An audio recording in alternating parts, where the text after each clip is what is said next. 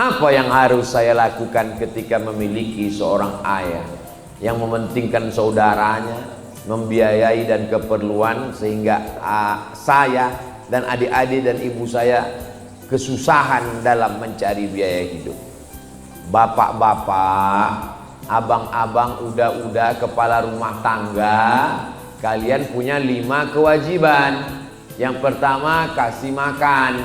Yang kedua, kasih pakaian. Yang ketiga, kasih tempat tinggal. Yang keempat, kasih pendidikan. Yang kelima, kasih perhatian kepada istri dan anak kalian. Setelah istri, anak, orang tua kalau susah, barulah saudara, keponakan, yang lain. Jangan salah prioritas. Ini namanya fiqhul aulawiyat. Orang yang menolong saudaranya tapi anak istrinya susah, itu sama seperti orang pakai jas, pakai dasi, tapi tak bercelana. Tak bisa dia bedakan mana skala prioritas, mana yang utama. Yang utama itu ring 1 dulu. Ring 1 saya siapa? Istri, anak, orang tua kalau tak mampu. Maka ini mesti dicukupkan dulu. Berlebih, baru melimpah kepada yang lain. Nah, ini ajaran agama Islam. Kembali kepada ajaran agama Islam. Saya Ustadz senang melihat kajian Ustadz di online, YouTube dan lain-lain. Tetapi ketika pertengahan mengaji pasti ada iklan yang buka aurat. Nah, itu bagaimana? Mau ngaji tapi ada iklan buka aurat, kalau tidak ngaji padahal ingin mengaji online. Ya, mohon dijelaskan.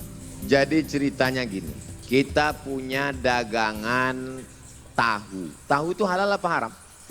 Haram. Tempe? Halal. Tapi tempat jualannya yang punya ini tidak 100% muslim. Jadi numpang kios. Numpang kios, di depan kiosnya itu ada gambar orang pakai baju nggak menutup aurat. Kenapa kita mesti pakai YouTube? Karena kita belum punya YouTube syariah.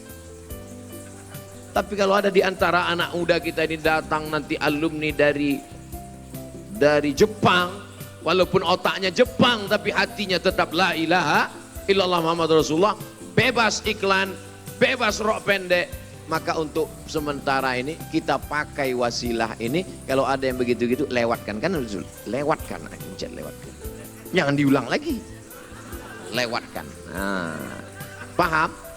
Jelas? Jadi itu di luar kendali kita karena mereka memasukkan iklan, jadi kita lewatkan aja atau tutup mata. Nah, setelah dengar suara Ustaz Somad baru buka lagi. Wallahu a'lam. Assalamualaikum WW. Apa pula disingkat WW? Itulah mengapa kita ini tak dapat selamat, rahmat dan barokah. Kalau bersalam tuh jangan ini dapat salam ASS WRWB.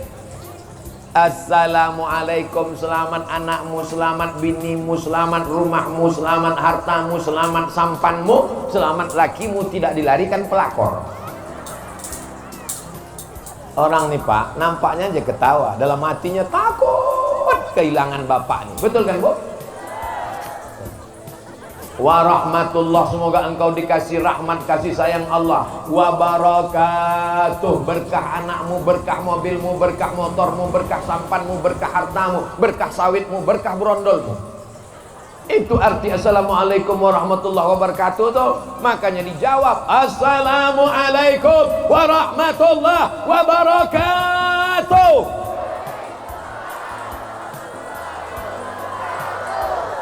Lebih 40 orang, lebih 400 orang, lebih 4000 orang mendoakan Abdul Somad. Itulah maka aku sehat sampai sekarang.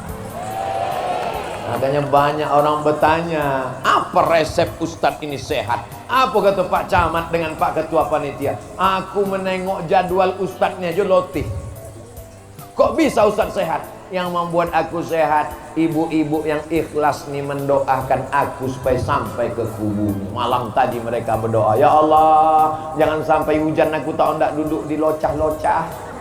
Ya Allah, sehatkan Ustadz Somad supaya datang dia, ya Allah. Jangan terlalu panas, kalau panas kami tak sanggup. Ya kalau dapat tenda, kalau tidak dibuatkan Allah cahaya, tidak hujan, tidak terlalu panas. Ya Allah, sehatkan Ustaz Somad sampai jadwal di kubu ya Allah. Sesudah itu terserahlah ya Allah. Nak mati-matilah dia ya Allah. Kata orang kubu. Betul Bu? Aku sedang ngetes saja. Berarti Ibu masih lagi sadar. Karena di tempat lain kalau udah ceramah itu terlalu lama. Betul Bu? Betul gitu. Yang penting capek selesai. Iya gitu. Apakah wanita yang hamil di luar nikah diijab qabul setelah anaknya lahir wajib diijab qabul lagi oleh orang tuanya? Aku nikahkan engkau dengan anakku yang sudah mengandung 3 bulan setengah ini tunai. Akadnya sah atau tak sah? Akadnya sah atau tak sah Pak? Akadnya sah, kenapa diulang balik? Kalau akadnya diulang, berarti yang dari dia akad sampai anak lahir tuh apa guna dia berdua-dua di dalam kelambu tuh? Berarti haram lah itu. Hati-hati. Maka kalau sudah akad sah, maka tak perlu diulang lagi. Yang jadi masalah bukan akadnya, Besti. Yang jadi masalah tuh Pak, ini ku kasih tahu ke Pak. Kenapa? Karena yang mengakadkan ini bapak, bukan ibu. Tapi apa nih pun mengakadkan gara-gara dipaksa ibu. Kau akadkan anak itu, kok tidak awas kau pecat, kau jadi laki. Kalau bapak akadkan anak yang sedang hamil, konsekuensinya ada 4. Catat baik-baik.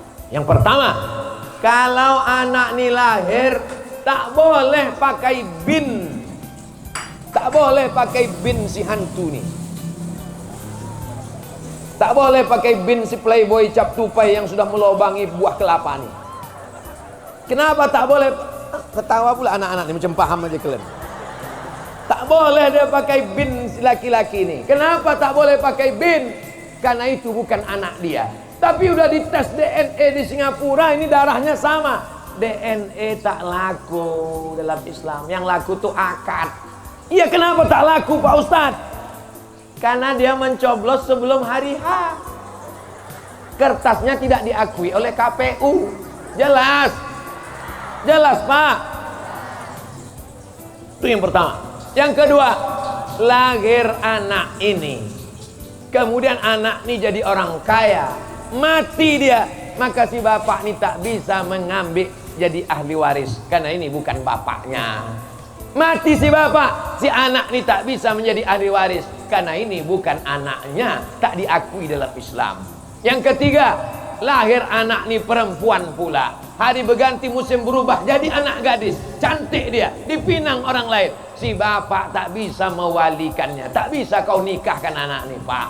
Karena ini bukan anakmu. Lalu siapa yang menikahkannya? Yang menikahkannya Pak Hakim, Wali Hakim Pak Kua. Sampaikan ke Pak Kua. Pak Kua, aku tak bisa menikahkan anak tuh. Kenapa? Kami dulu sebelum hari H lah Pak Kua tahu. Saya tanya lagi Pak Kua. Iya aku pun tahu. Jadi nanti pas hari H itu aku pura-pura mencret nanti Pak Kua. Iyalah kata Pak Kua. Iyalah sama-sama tahu lah aku nanti menikah. Kau dulu pun nikah, aku yang menikahkan dulu kata Pak Kua. Menikahkan engkau. Jadi ini bukan main-main, ini bukan sembarangan. Jaga anak gadis ibu. Jangan kasih keluar dibawa laki-laki yang tak mahram. Sebentar aja Pak, kami cuma menengok. Ini angin kencang, nanti anak tuh gombong masuk angin. Kalau anak tuh masuk angin, yang malu laki-laki apa perempuan? Perempuan. Yang malu keluarga laki-laki apa perempuan? Perempuan. Adikku, anakku, makcikku, kakakku yang perempuan. Jaga anak perempuan kita, jaga anak perempuan kita, jaga anak perempuan kita ya Allah. Jagalah anak-anak perempuan ini ya Allah. Jangan kalian jual harkat martabat. Coba tengok di situ. Menuju masyarakat kecamatan Kubu yang bermarwah dan bermartabat. Jangan kalian keluar, jangan kalian jual martabak bangka itu dengan harga yang terlalu murah.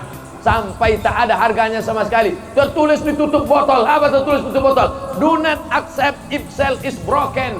Jangan terima botol kalau segelnya rusak. Air minum yang harga 5.000 saja tak diterima kalau segelnya rusak. Siap menjaga anak gadis kita Bu? Siap menjaga anak gadis kita Pak? Kadang bapak ini udah siap. Pak, saya bawa anaknya sebentar. Tidak. Pesan Ustaz Saudul Somad, selangkah kau bawa anak gadisku, selangkah pula kakiku masuk neraka. Sekali tidak, tidak. Nah, Datang ibu dari dapur, kasihlah bang, kita dulu lebih parah dari itu lagi. Nah, Pak ini udah siap, dah menjaga. Bapak mesti tegas, Pak. La yadkhulul jannata dayus. Tak masuk surga dayus. Siapa dayus? Alladzi la yagharu ala maharimihi. Tak ada rasa cemburu kepada mahramnya. Anak gadisnya dibawa orang. Pak Haji, nampak ku anak Pak Haji tadi dibawa orang ke tepi laut. Biarlah. Pak, kami balik subuh ya. Seminggu pun tak apa-apa. Kiamat sudah dekat. Sebelumnya saya tak pernah mengalami ini Ustaz. Apakah setiap bangun tidur dan kita melihat celana basah, malam harinya kita tak ada sama sekali mengalami mimpi, apakah kita diwajibkan mandi? Tengok dulu, kalau basah karena atap bocor, apa pula wajib mandi? Tidak semua mimpi itu bisa kita ingat. Tak semua mimpi kita ingat. Tapi kalau ada indikasi, qarina, maaf cakap, ada bau sperma, maka dia wajib mandi. Dua, apa hukumnya kita mandi junub waktu di siang bulan Ramadan ketika puasa? Apakah karena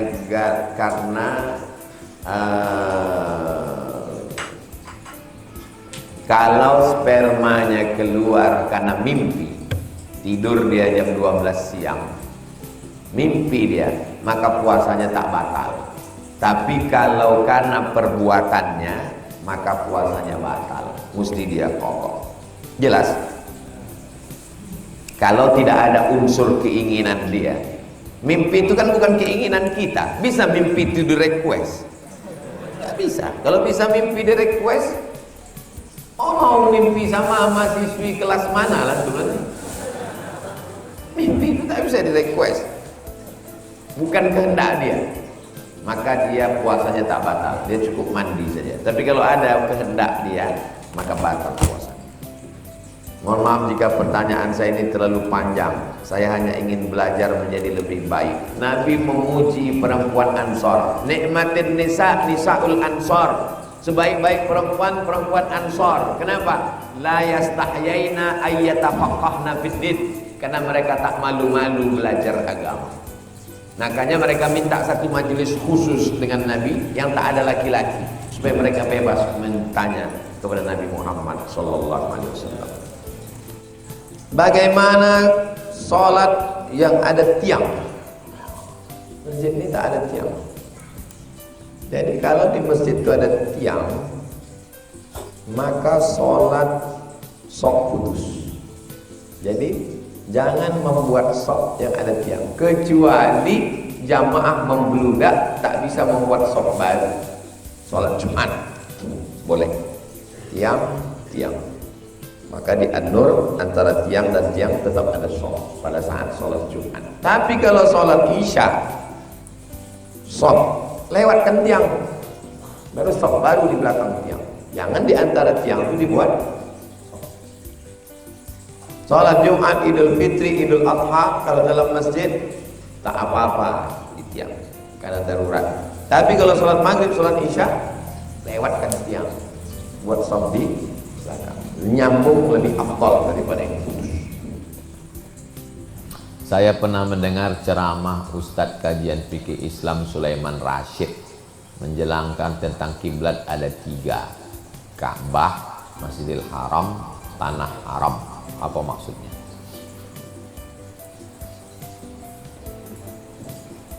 Ini tanah haram. Tanah haram. Ini tanah haram. Panjangnya 42 km. Dari Padang Arafah ke Ka'bah 20, dari Ka'bah ke Hudaybiyah 22. Jadi panjangnya 42 km. Ini tanah haram. Jadi kalau kita sholat dari Indonesia, asal kena tanah haram nih sah. Allahu Akbar, kena ujung segitu, sah. Bagi yang berada di tanah haram, maka kiblatnya mesti kena Masjidil Haram. Masjidil Haram berada di dalam tanah haram. Jadi kalau antum berada di tanah haram nih, asal kena ujung Masjidil Haram sah. Bagi yang berada di dalam Masjidil Haram, maka kiblatnya adalah Ka'bah. Karena untuk menempatkan betul ke Ka'bah, antum dari rimbo panjang nih, sedikit aja bergeser. Maka bunyi ayatnya, fawalli wajhaka syatral masjidil.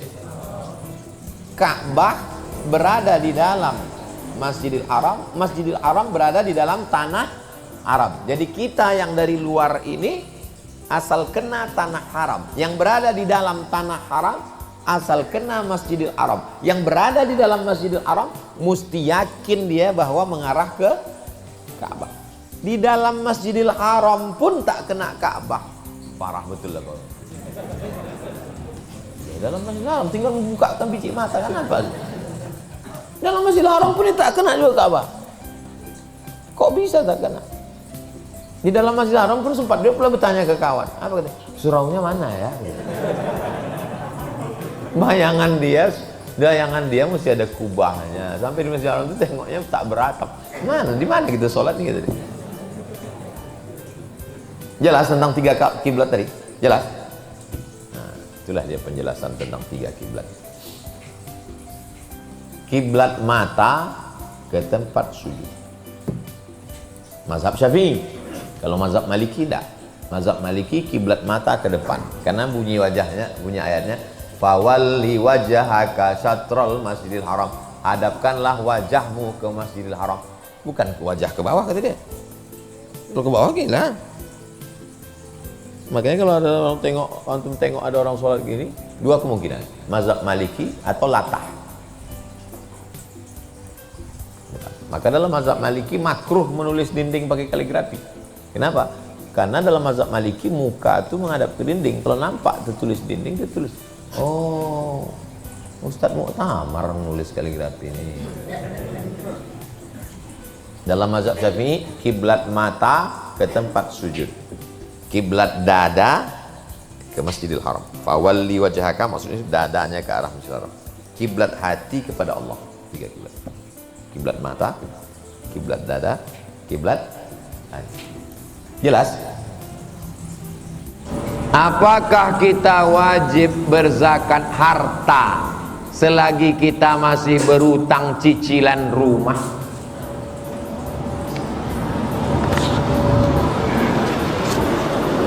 Boleh tidak berzakat kalau masih ada utang. Ada ustadz yang berceramah begitu.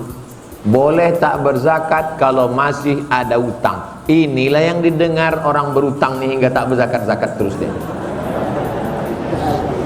Ini penjelasannya. Zakat dagang jurusnya 3 kurang 2. Misalnya bapak berdagang bunga mawar, bunga melati, bunga tai ayam, semua bunga. Maka yang pertama dihitung berapa semua modal, berapa semua piutang. Piutang itu barang kita yang ada sama orang. Berapa semua untung. 3 tadi dikurang 2, kurang hutang, kurang rugi. Kita ulang sekali lagi ya. Orang kalau belum minum kopi memang susah ngingat. 3 kurang 2. Ini khusus untuk zakat niaga. Yang berdagang, yang toko kelontong, yang jualan, jurusnya 3 kurang 2. Modal yang diputar,